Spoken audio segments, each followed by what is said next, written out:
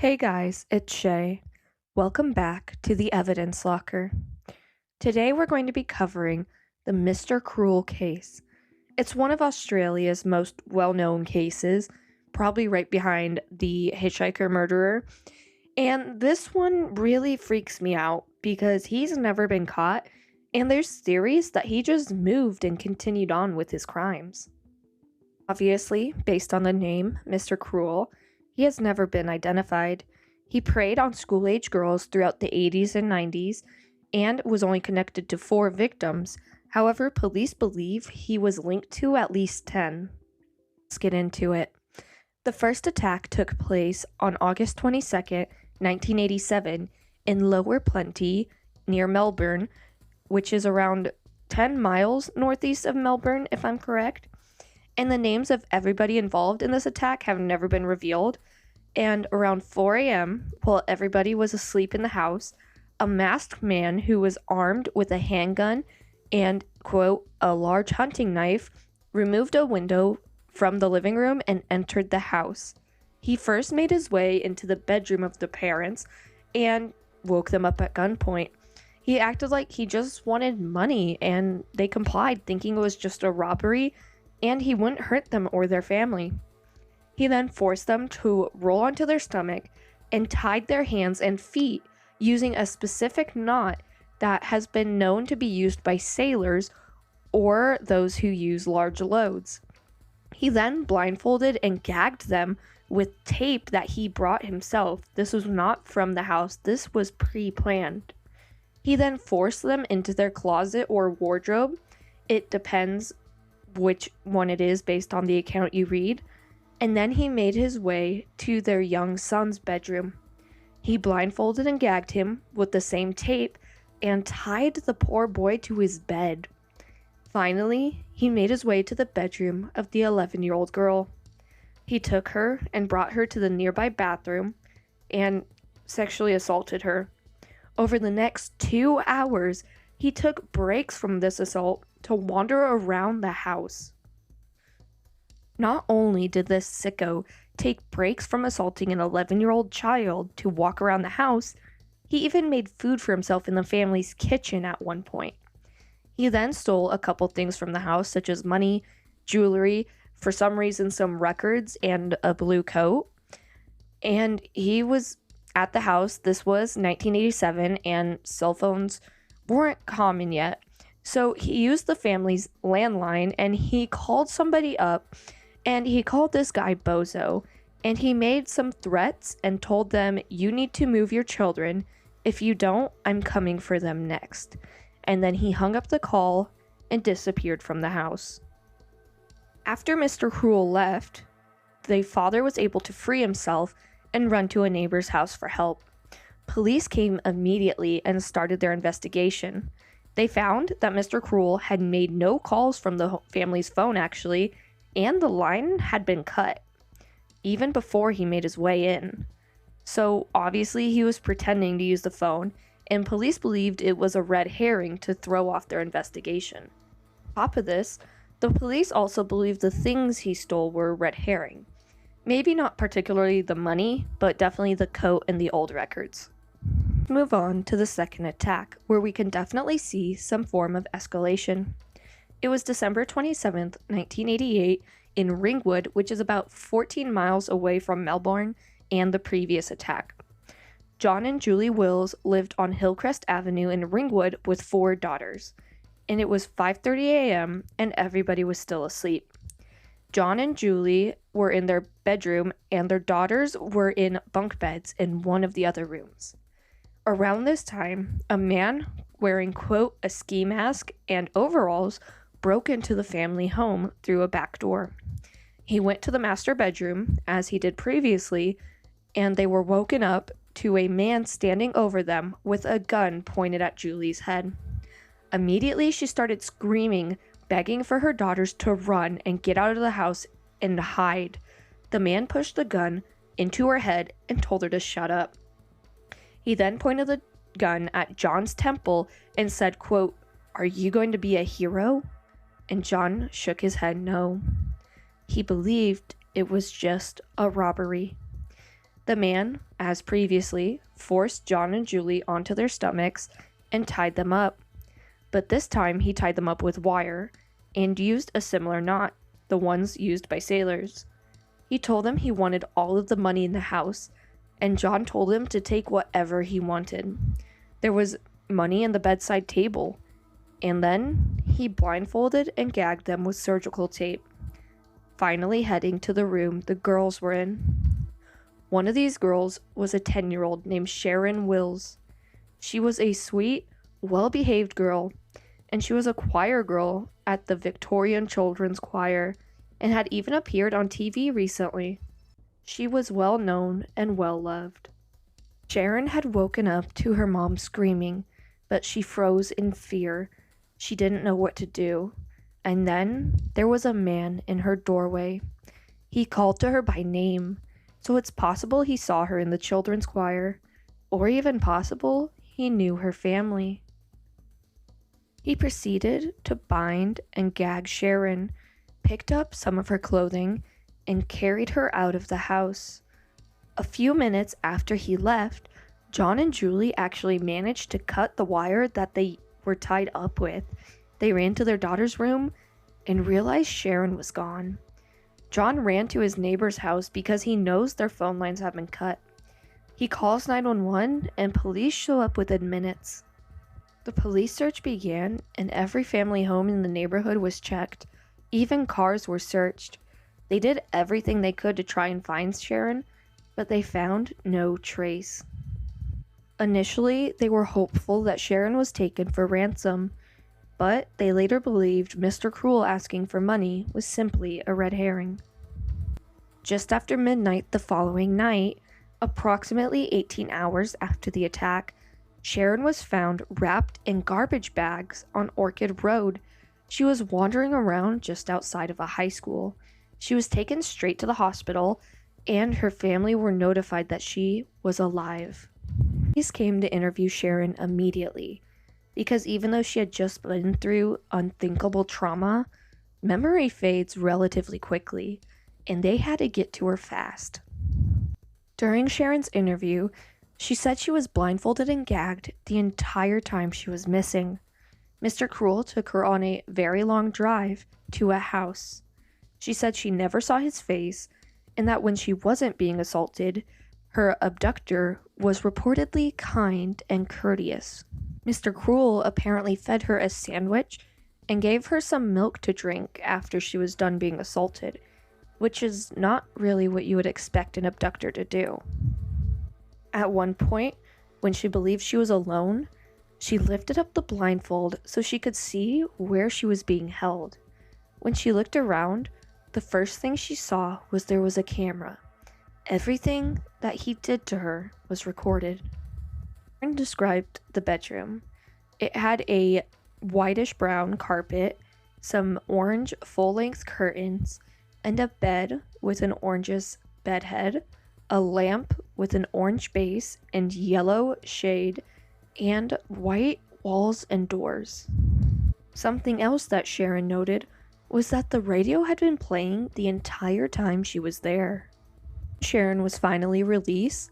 Mr. Cruel cleaned himself and Sharon thoroughly, like he brushed her teeth for her and clipped her nails.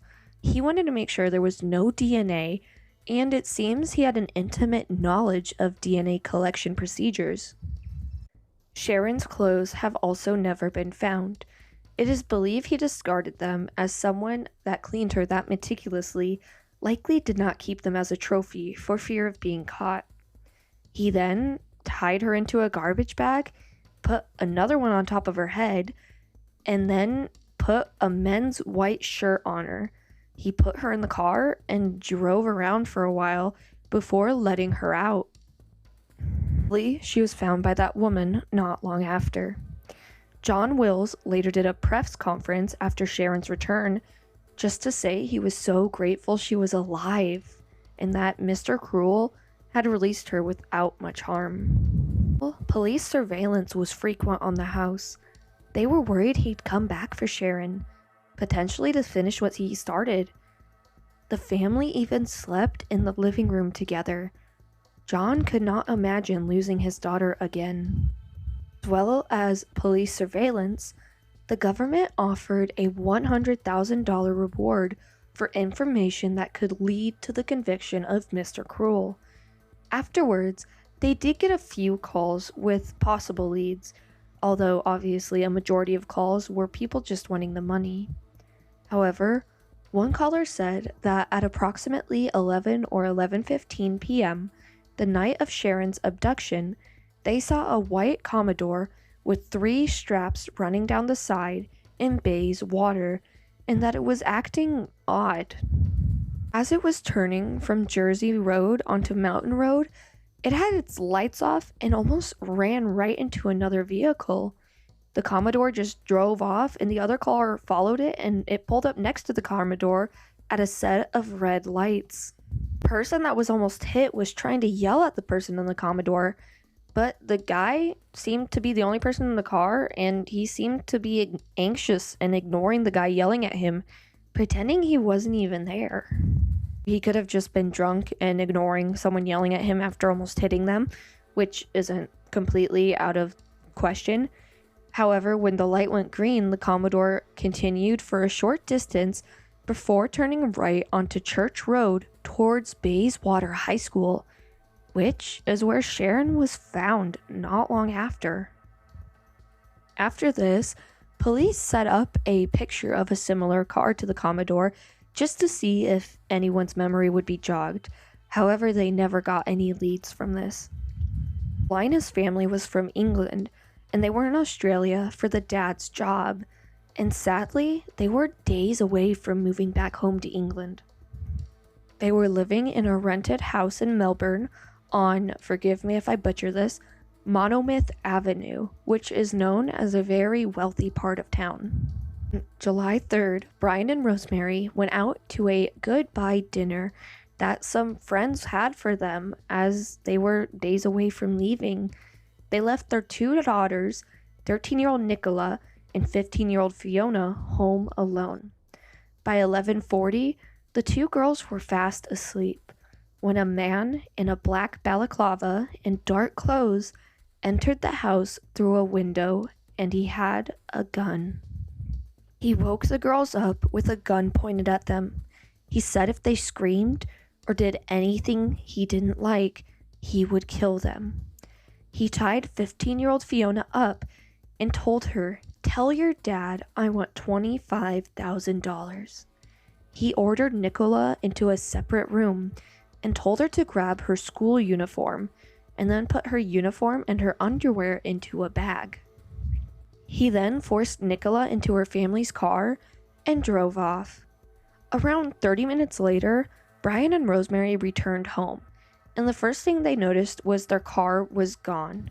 When they entered the house, they found Nicola missing and Fiona was tied up on her own bed. Because of what Mr. Cruel had told her, they were hopeful that after they paid ransom, Nicola would be released. They immediately called the police, and they could not find any forensic evidence at the house. Brian told the police he was prepared to pay any amount of ransom. He just needed to know where to drop it. 2 police officers kept guard at the house and monitored all incoming calls, waiting for instructions for how to get Nicola back. Sadly, the call never came. Brian even went on the press, making a plea for the return of his daughter. He said he would pay any amount necessary to get her back. Initially, the case wasn't connected to Mr. Cruel. The police thought it may have something to do with Brian and his business, thinking the ransom may be someone who felt snubbed of money. This line of questioning led nowhere. The following day, in the early morning hours, the family's car was found just streets away from their home. It was dusted for prints and DNA evidence, but DNA was new and they didn't get anything from the car. The government once again offered $100,000 for any information that could lead to Nicola's return. It was at this point that police believed Nicola and Sharon's cases may be connected. And in the early morning hours of July 6th, Nicola's 14th birthday, and over 2 days after her abduction, she was released in Kew, which is approximately 4 miles from her family's home. She was fully dressed, wrapped in a blanket, and blindfolded when he dropped her off in front of a station. After Nicola was sure he was gone, she ran to a house and called her dad. The family that lived at the house also contacted police, and Nicola was taken to the hospital right away. Nicola was actually able to see her abductor. She kept peeking around the blindfold. She said he was approximately 6 feet tall. Based on her height compared to his, he had brownish hair and was somewhere in his 20s or 30s, and he had worn a green balaclava with white stitching around the eyes and mouth. She said that he had a serrated kitchen knife with a long black plastic handle. She said she was driven around for only a couple minutes in her family's car before he stopped at the street nearby, and then she was placed in another vehicle and had a blanket draped over her, and she was shoved under the dashboard. She was driven around for over half an hour before being taken to Mr. Cruel's house. She was able to also give a small description of the house, just as Sharon did, after peeking around the blindfold a few times to see her surroundings. Nicola's description of the house lined up with Sharon's exactly. Nicola was also bathed, had her teeth brushed, had her nails clipped before being released, just as Sharon had. She was also forced to wear a neck brace which was attached to the bed of her attacker. Nicola said that while she was there, she heard Mr. Cruel talking to someone, but she never heard a response. Police believe this may be another red herring. Sadly, Mr. Cruel also forced Nicola to watch her father's press conference and make her talk about it. This is when the media dubbed the attacker Mr. Cruel, and this is also when speculation began to circle. He had insider knowledge on DNA and forensic investigations. Sadly, a little over 9 months later, on April 13th, 1991, Mr. Cruel attacked again. This time, it was the Chan family. Coincidentally, or maybe not, Carmen was a student at the same school as Nicola. I say maybe not because Mr. Cruel is believed to have stalked his victims for days or weeks leading up to their attacks. The Chan family home had a wall surrounding it and was only accessible via an electric security gate. At around 10 p.m. that night, Mr. Cruel tampered with the security gate and gained access to the property.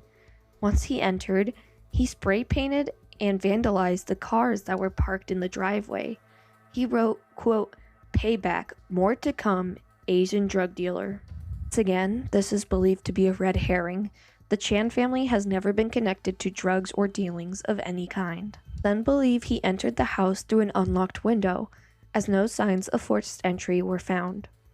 Once he got inside, Carmen and Carly were in the kitchen as they were making themselves dinner, and this is where they were confronted by a man in a green tracksuit and a balaclava. He said, "I'm not going to hurt you, I just want money."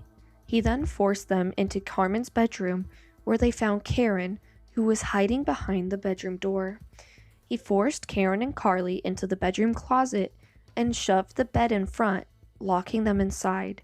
He then left with Carmen about 30 minutes later.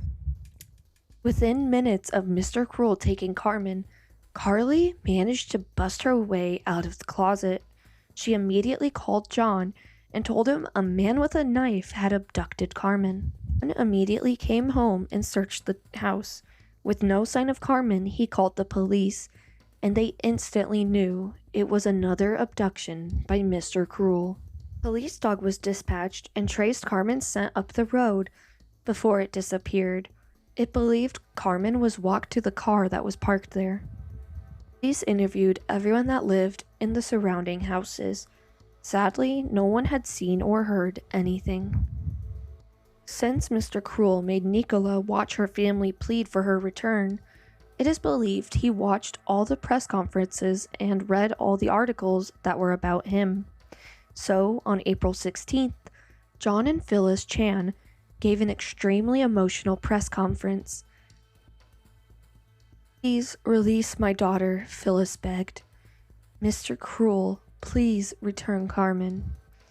3 days later, on April 19th, Carmen's sisters, Carly and Karen, wrote open letters to her and Mr. Cruel.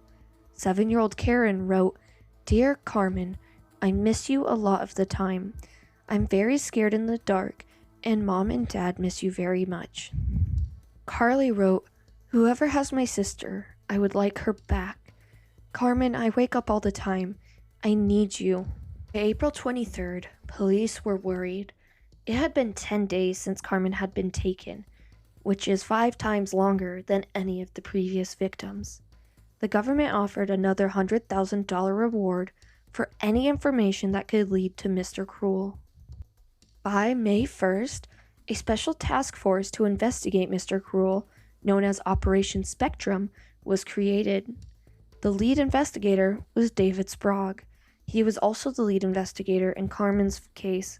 They released colored posters with photos of Carmen, Nicola, and Sharon. It was printed in all the major newspapers of the country.